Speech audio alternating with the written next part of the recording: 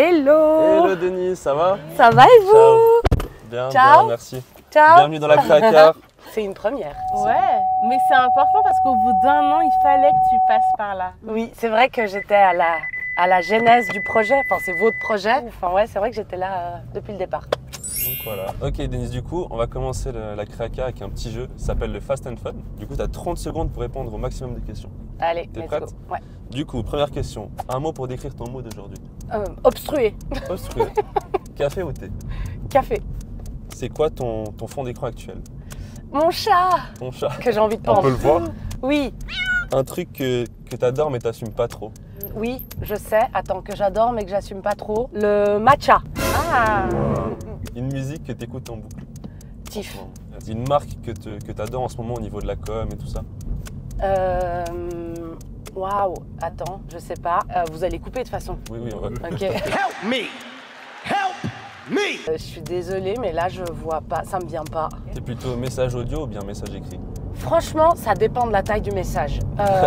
Si On c'est est pour d'accord. me faire tes notes et me faire un PV, l'audio c'est pas cool en fait parce que moi je dois tout écouter. En fait, le travail que toi tu fournis pas, Ouais. c'est moi qui dois le fournir. Donc ouais, ça dépend de la situation, mais c'est 50-50. Parfait. Nickel. Du coup, Denise, maintenant je vais te demander comment est-ce que tu pourrais décrire ton travail à un enfant de 10 ans? Tu vois ton anniversaire que tu fêtes chaque année, bah, ça demande une organisation, non? Il faut commander le gâteau, il faut envoyer les invitations, il faut penser à la décoration. Et ben moi je fais ça, mais pour les adultes. Ça c'est la partie événementielle. Et après, bah, je dois communiquer autour de ton anniversaire. Je vais envoyer les invitations, donc je fais de la communication. Voilà, on va dire comme ça. Des photos et tout. Ouais, pour un enfant de 10 ans, là, c'est bien. Ok, du coup, Denise, en fait, on a vu que tu as travaillé presque 10 ans dans la finance et du coup, tu as changé de métier d'un jour ou l'autre. Qu'est-ce qui a fait ce virage, en fait, ce changement de métier? Alors, donc j'étais dans la finance, exactement. J'ai commencé à Genève et après je suis allée à Singapour. À Singapour, j'ai passé 3-4 ans là-bas, dans la finance justement, mais je côtoyais le monde du digital. En fait, à Singapour, il y a tous les headquarters des grandes de LinkedIn, de Google, de Facebook et je traînais plutôt avec ces gens-là et ça m'a vraiment plu parce que c'était hyper facile d'adhérer à leur monde. J'allais à leurs événements, franchement, à leurs conférences, enfin voilà, c'était assez facile. Et à force de les côtoyer, j'étais bon, moi la finance, ça va pas du tout. En plus, à cette époque-là, ça allait vraiment mal. Je travaillais dans un climat très austère, on va dire, et qui faisait pas rêver. Alors que je voyais mes potes dans le digital, j'étais non mais vas-y, moi j'ai envie de faire partie de ce monde-là en fait. Ouais. Et j'ai regardé pour un master parce qu'à cette époque-là, j'avais qu'un bachelor. Et j'ai googlé master en digital marketing. J'ai été targetée très rapidement par Créa alors que je regardais pour Hong Kong ou l'Australie. Et Créa m'a targetée avec sa pub pour le digital marketing et communication. Donc j'ai dit bon allez hop, je rentre à la maison et je change de carrière. Du coup, Denise, aujourd'hui, on a vu que tu gères la com, l'événementiel et depuis peu aussi le bachelor événementiel de Créa. Exactement. À quoi ressemble ton quotidien en fait à Créa du coup? Alors, le matin, je me lève. Non, je rigole. Non, mais c'est vrai que dès que j'arrive à Créa, je commence avec un café. pas un matcha. Pas un matcha, non, parce que le matcha, c'est un rituel matcha qu'il faut faire. Il faut être à la maison. Escucha las palabras de las brujas, los secretos escondidos en la noche, los antiguos dioses invocamos ahora. Je peux pas faire ça à le faire Créa. bien, Ouais, faut le faire bien. Donc, je commence avec mon café. Mon quotidien, c'est, on va dire, en premier, on commence par les choses un peu de routine, checker ses mails, essayer de répondre comme on peut à tous les mails. Je suis pas tout le temps à jour, mais bon, bref. Et ensuite, c'est vrai qu'il y a un peu un mélange d'événements à gérer. Ah mince, maintenant il faut gérer un truc sur les examens du bachelor. Ah oups, il y a de la com à faire, il faut poster la dernière Créacar de Aisia. Donc je jongle en fait de mission en mission et c'est impossible D'avoir une routine. d'avoir genre, une routine ouais. impossible parce que les demandes elles arrivent à la dernière minute. J'essaye de jongler et j'essaye de passer en tout cas de donner mon temps de manière équilibrée sur les 3 missions. Du coup, sachant que tu gères le bachelor événementiel, comme tu l'as dit, c'est quoi tes tips pour vraiment avoir un bon event en fait, au final, qui se passe bien?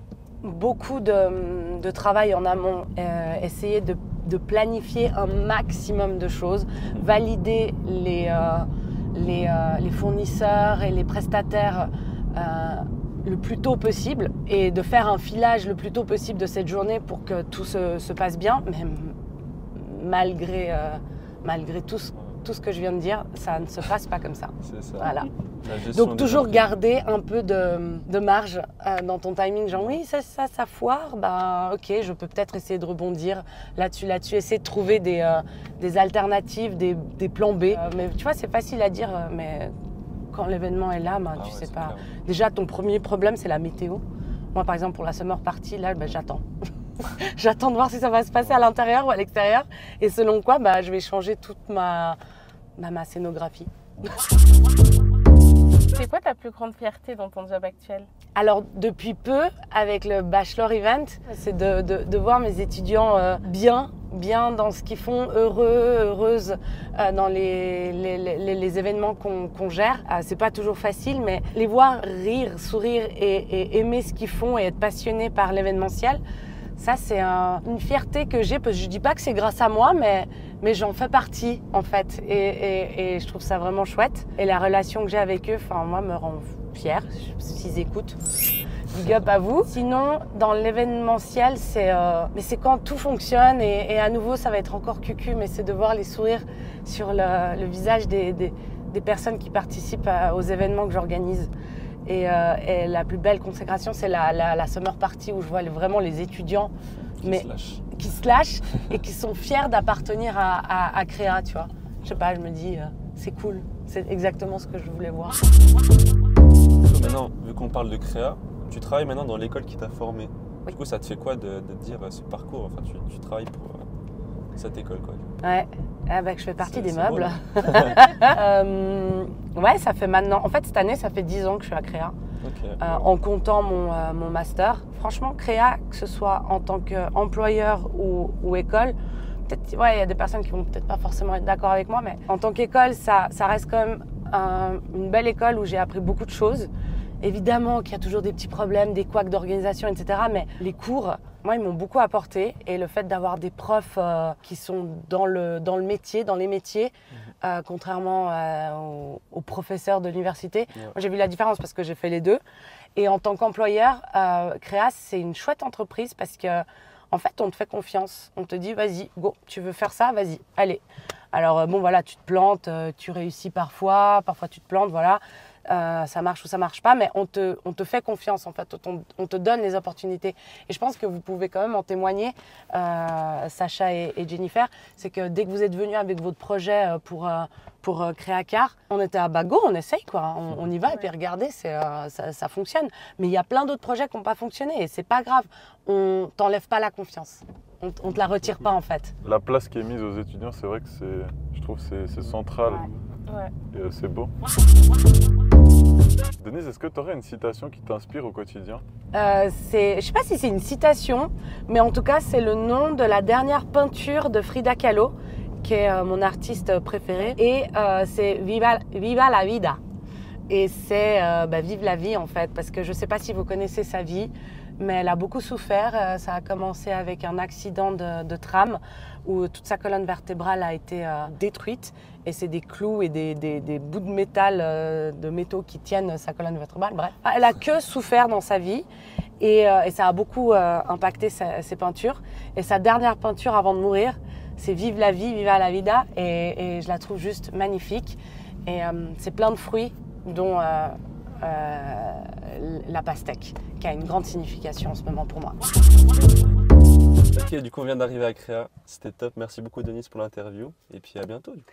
Merci à vous, c'était trop cool. Ciao, Passez ciao. une bonne journée. Bonne journée à toi. Ciao. Ciao. C'était nul. C'était hyper nul, on peut la refaire?